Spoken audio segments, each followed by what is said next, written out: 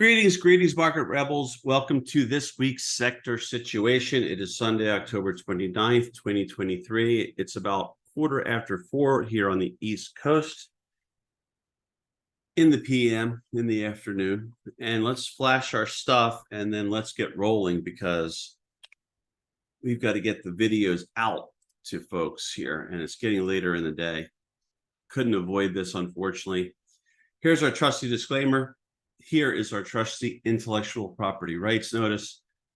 And finally, here is macro measures stream. So if you want to pause and get a screen cap or whatnot of that, just to have it off on the side, I may mention some things, refer back to this stuff. So if you don't watch macro measure, you can at least have this at your side. So on that note, let me just do a quick pause, try to do a quick pause anyway, stop the share. And then let's see if we can just get things out of the way and come back and talk about the charts. And I'm going to start with my main chart screen here. Should be showing the sectors. I talked about these a little bit. It was probably really tough to see, I would guess, in cocktail hour because I was on just a typical laptop rather than a larger screen. But some of the points that I should cover, just to kind of refresh from there, are that XLK and XLC, those were the sort of standout resistant to fall sectors for the obvious reasons because of the major components within them. These are the darling sectors. These are the ones that really helped once the market started to bottom last October. These are the ones that really began to chug. They were reluctant to give up the gains. They were not really, even just a week ago, not all that far from the highs. And now they took a decisive turn for the worse. But as you can see, they're already both near oversold levels, not quite there, which means we could still see more downside for sure. Or I should say the likelihood of more downside is greater is probably a better way to put it. But that was notable that they made new lows, new recent lows. I also think XLE coming under pressure has a lot of reasons. You would think Greg McDermott was talking about this, that you would think, right, this is probably predisposed to want to go higher based on what's happening in this world, unfortunately. But again, this is its, I always say this, its own thing. You've got to be dialed into what's going on in that market, and it's not easy. So it's its own thing. But if this is acting well during a roaring bull market, that's usually a pretty good sign. If it's acting well because of other problems during a tough period, economically speaking, that's probably not a good sign, because especially one that's, I guess, rife with inflation or has been, this would probably help consumers quite a bit if it were to come off further. But the point is that even came under pressure. Virtually everything came under pressure last week. The XTN, which is a big one for me, under pressure as well. XLF, new lows, right? Took out the lows from back in one low back in June. So this is pretty ugly. And you can see, obviously, right, a lot of these sectors are either currently oversold or very close to the 30 level in the RSI, which is like technically the oversold level. But again, getting within a striking distance, something like, let's see, this one tends to be close, sort of about 33 tends to be close enough for me to say, yeah, it's pretty close to oversold. For all intents and purposes, it's really kind of there. It's getting there, whatever you want to say. But look, everything really came under pressure. That's what you'd expect. Don't want to belabor the past. And we were sort of surprised at how resilient some of these things were. That would be real estate for a while was incredibly resilient. I was really wondering when that was going to crack. It finally did a while ago. Same thing with XLB, XLI, and they were really hanging in there very well. And they also finally began to see sellers step up in a big way. So the quick assessment on this group of 12, right, our main grid that we usually start off with, is everything came under pressure, became risk off. Even the leading sectors, which we've been waiting for, became pressured and could crack further. And you could even see like a very obvious support line in XLB. If that cracks, right, that invites even more downside. you're very close to, do you know if this is not a false breakdown in XLK? I don't know. I do think, though, that it's on the verge of really breaking. But if I just put a support line there, you can see that you're back below that support line there. You are also the same really in XLC. This XLF clearly cracked. XTN clearly cracked. You made a new low in XLI. That's why you're on 30 on the RSI, I guess, right? Really close to cracking, though, in XLB. So a lot of this is bad. It's risk off, but a lot of it's also either, again, oversold or approaching oversold. What we should cover, in addition to other things, will be SMH, because probably one of the most, if not the most important sector going these days. And you can see that this is really interesting right now, because this really ramped, actually took out the highs right from way back in here in 2021, when we were in the latter stages, the very latter stages of the bull market type performance that we saw after the government and the Fed went absolutely haywire with support for the economy after the crisis they created. They went full in. You produced these highs thanks to between 7 to 11 trillion dollars of juice, depending upon who you talk to or whose estimate you're basing it off of. And then, of course, after that, when things were pretty sour and the Fed really hadn't done its thing entirely, things were still retracing. The Fed was still on its way up with rates. The Fed has still been on its way up with rates, but this is the gang that just started to buy into the momentum and the AI hype and all things wonderful that will spring from AI. And that actually produced a higher high here in SMH. But it's now, we've looked at it, we've been noting, right, that was our line for a while. That cracked and produced this drop. Then to kind of confirm the validity of the line, it traded back up to it.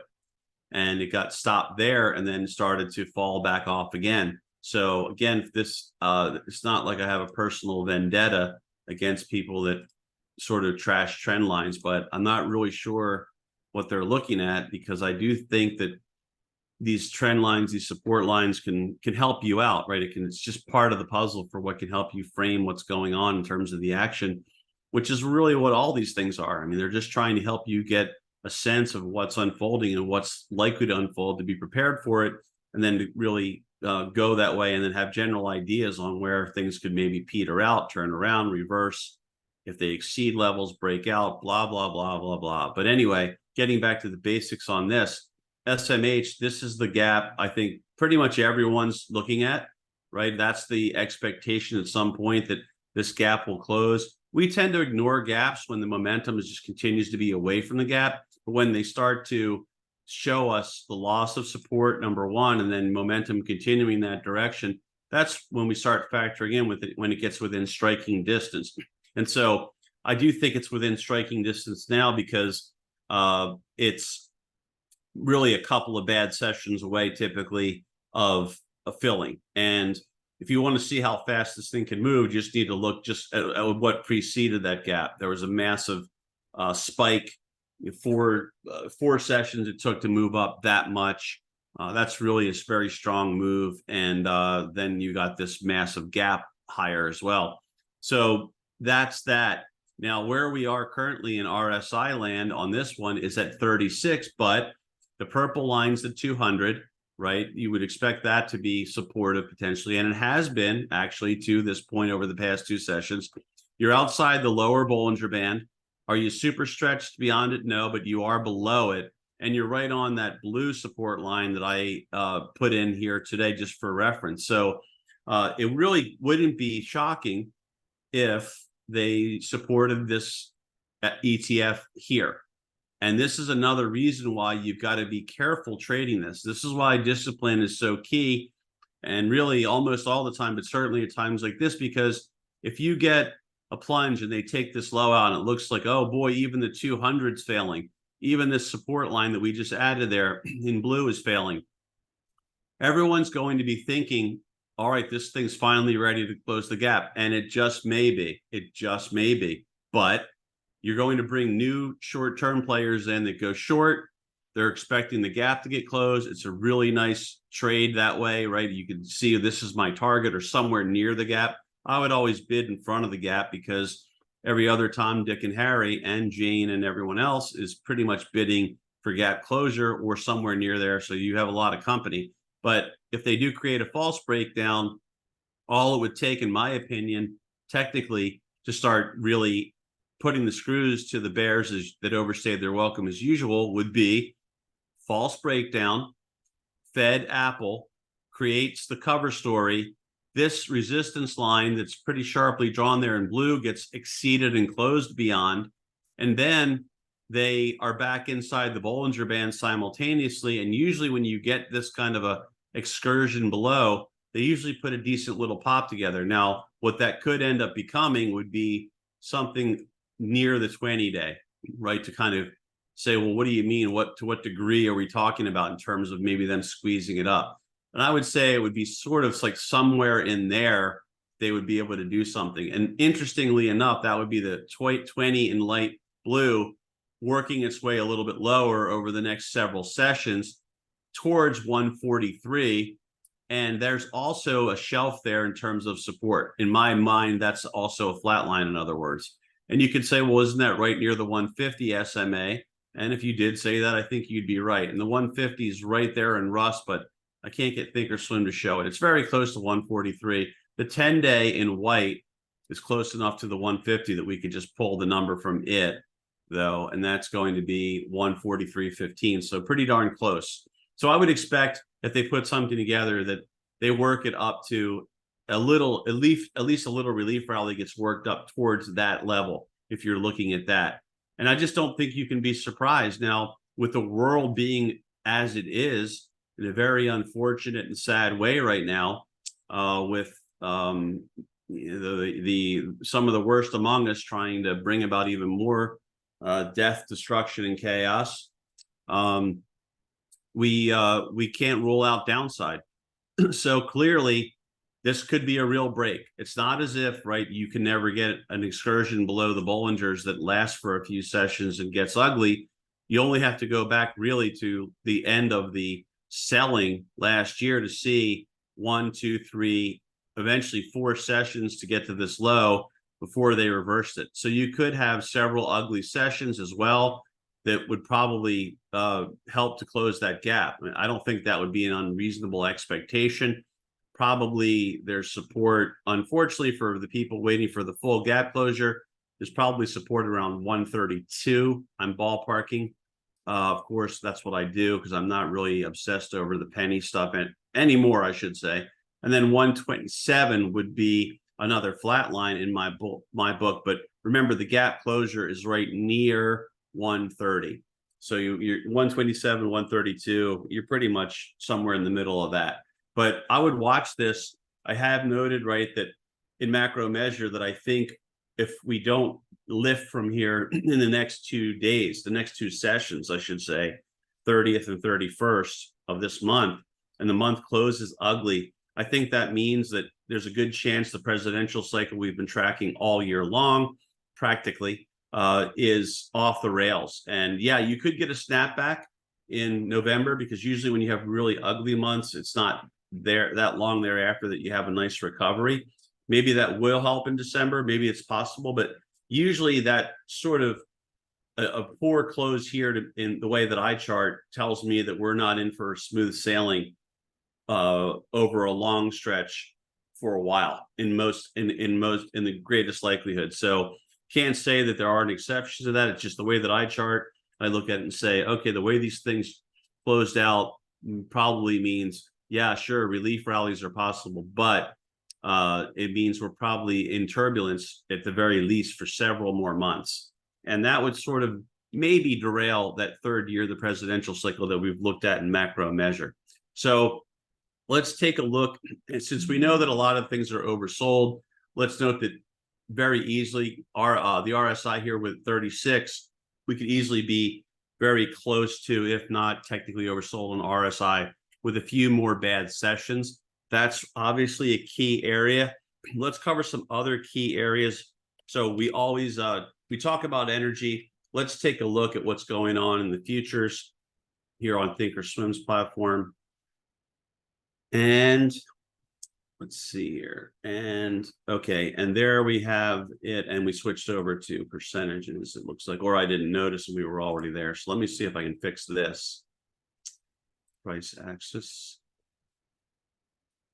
And so you could sort of see why, right, that crude and the XLE tracked fairly well for the most part for a change. You could see where things are there. I think bulls are still in control of this market, but they need to really hold this here. I think this is actually a pretty, let's call it, yeah, I'm going to say like 83-ish. It's pretty big. So I think they're going to want to hold this, and it wouldn't be hard for them to break things out from here, especially if news they have news wins at their backs. And if they do, that's probably the result of unfortunate developments, but that's life. If you get back above all your SMAs, you take out that resistance line, you know, that starts opening up the upside, and you basically had a corrective phase that you're now moving beyond, and you kind of have like a double bottom. You've got positive divergences down here with some of your indicators. So overall, I think that's looking good. It's been a little choppy and mixed. I would say it looks good if it can take out, let's say, we'll say 88, just to give a flat number. 88, if it gets above there and holds, that would be the start of potentially launching it, maybe. So I would look for 88 to be maybe the release point. That's a very aggressive release point, though. You could make the argument that between 88 and 90, there's a band of resistance, and I think you'd be right to say that. But if you want to get aggressive, I think 88 is your release point. And that is trading in line. I feel like overall there's still bull control there, but it's on the ropes. They really don't want to see that thing trade down below this double bottom type low, because if it gets back down to the 200, that's going to start to ruin some of the cycles that they have working for them.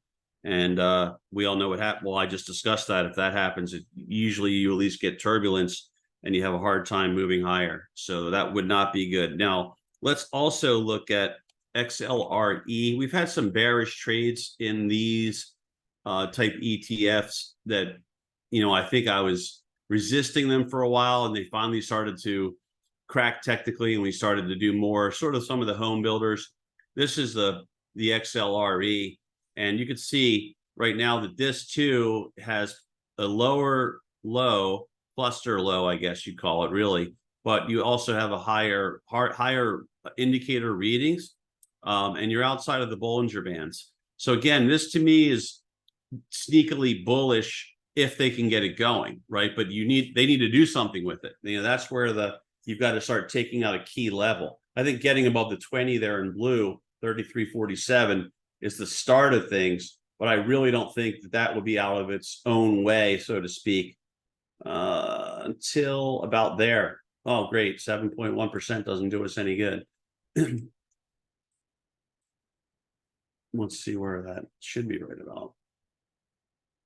Right about there, I think, is your big level, and that's 34.34. And that's a ways away. So, you know, you're below, right? You're below all your SMAs, and a lot of them, almost all of them, appear to be downsloping. So this does not look good, right? If you do get a rally, you probably have to wonder, can it get get above the 50 there in gold? That's probably your big moving average, and very close, might even work its way down to that 34 and change level we're talking about. So that would be the big battle. I would say my gut instincts tell me it would have a hard time really retaking the 50, holding and going. But what do I know, right? Who knows what news could develop between now and then? It's just that under the current news umbrella that we have, I think getting above that 50 is going to be a tall order for this thing anytime soon. XHB, we may as well look at the home builders, part of what we do. And those we resisted for the longest time. We finally got some paper, finally started to see some things crack. I think we did actually have ideas in before it cracked. I don't think they triggered, or if they did, they just didn't work out. We kind of resisted bearish paper for a long time in there, but finally when we started to see some and things started to show some vulnerability, we were able to get more ideas in there. But that even came back, and look at that, it even finally closed that gap that it had ran away so strongly from. There's another one down here. If I go back in time, there's even other ones over here, which I may as well add. While we're here, a little bit of maintenance, so I apologize, but I don't have time, unfortunately, with my responsibilities to add these in the heat of the moment all the time. So, but yeah, so if risk off really becomes the story of the end of this year, which has happened before, by the way, where the tax selling just starts and it's just ugly and it's over. They just get that out of their systems. You just never know. But the next big gap closure level would be down there at 65-ish. So that's a decent visual move lower from where we are right now, because obviously this is not a big mover. But yeah, the cycles have really turned against this. I think we started noting that a while ago, that it was starting to really have cyclical problems. And there you go. So let's take a look at cut and wood. These are two that we were saying shouldn't really be flourishing because they're related to lumber and timber, right? If the housing market is coming under pressure thanks to the rate increases. And you could see those finally did trade down towards the lower end of their range. To me, I don't know the specifics about what happened here, why this was other than the fact that the market was getting sold off. But to me, really, the lack of really this high being taken out, the lower high put in here versus there, now other lower highs and now lower lows. This should, to me, really, before this is over, this should trade down somewhere near this, and it should, if it breaks these lows where it hasn't yet, but I should say, if it breaks those lows near 69-ish, that should really open the door for the retest, if the market's still got bearish winds at its back. So keep an eye on that. But right now, clearly, right, a lot of things are probably getting close to short-term oversold. We made that case pretty convincingly, I think, in the macro measure video. Let's take a look at other things like XAU, for example. XAU, this is one that I've been reluctant to become a long-term bull on. I'm still reluctant to become a long-term bull. I'm more of a short-term trade 'em bull on this, but clearly we have the types of things in place right now that could unfortunately metastasize into something very supportive of gold and silver, and more of a bull market type, what would you call it? I guess it would be regime than we've had. So good. I think we noted this a couple of weeks ago that it was getting a little overdone. Could see a pullback. Came back to the 20 in blue, light blue, held, trying to bounce from there. Now its goal would be to clearly exceed on a closing basis and continue above those highs, and then really challenge that 200-day. As I was saying before, I think that it really needs to, you really need to see gold get above and hold above the future above 2000 to really start taking it seriously. So I think we should start taking that seriously, right? That this is doing this. So note that it's got a 72 RSI. Note that it could put a little more together and really be overbought and would need a little bit of a breather, right? But it tried to break above the 200, got volatile near there and 2000, treaded water in a really ugly, choppy way for several sessions, and they tried to ascend it going into the weekend. I don't know what's happening around the world, and especially in hot spots at the moment. So I'm not sure exactly how the market's going to take maybe the news that's unfolding. But if we don't have anything extraordinary, maybe we'll have that typical Monday relief rally that we've seen, and that would maybe not be good for gold, but we'll have to see what the dollar does, right? Usually the dollar and gold are pretty inversely related, so we'll take a look at that. But we did take a look last week at other things besides just gold. I think I looked at GDX. This is going to all look very similar. So it's kind of like an exercise in, because we're not really trying to get to the finer points on all these things, but that looks a lot like XAU, the GDXJ, right? The junior gold miners. I don't think this will look all that different than GDX, and it doesn't. You get the idea, and so I also mentioned that I hold these, the PHYS physical, and I hold PSLV as well. And I'm just full of regret because they've yet to weaken to the point where I was going to buy my next tranche. But hey, that happens, and it's my own fault if I don't do it. But unfortunately, I don't dedicate enough time to it. That's the problem. I'm just so busy with so many things that I don't dedicate enough time to my own stuff because I really don't have the time to. Anyway, that's those look very similar, right? There's still challenges ahead on those. Gold, gold to me is still in the no man's land of, I think you can short-term trade it. I don't think you can say, hey, we are now in a new gold bull phase and it's going to be an extended one yet. Maybe that happens. I just don't think I've seen enough yet. Let's see. We have also looked at times, we've looked at copper just to see where, as they say, Dr. Copper is. It's not really a trader. It's just sort of been meandering around near the lower parts of the recent trading levels, and it's still sort of doing that. But I would say, look, it looks a little better that it kind of hung in there, didn't really break down even further below, let's say, 3203. No, that's not what we need. We need the price just to be on the same page here. The fact that it didn't break down below the lows and stay there or break down even further, that's really near 354-ish. So that's, I guess, a good sign. Maybe it cycles back up a little bit. Maybe this is the end. You can see that the indicators, the group of indicators down here, not that they're infallible, but they continue to show it really not as weak, right, as it has been. So it's a little bit of a positive divergence, I think, overall in that one right now. So I'm trying to think of some of the other things we could take a look at that I typically flash up here for everyone. What am I missing here? I feel like I'm missing one or two things we normally look at. Yeah, I'm kind of getting a little baffled too. Maybe I covered more than I realized,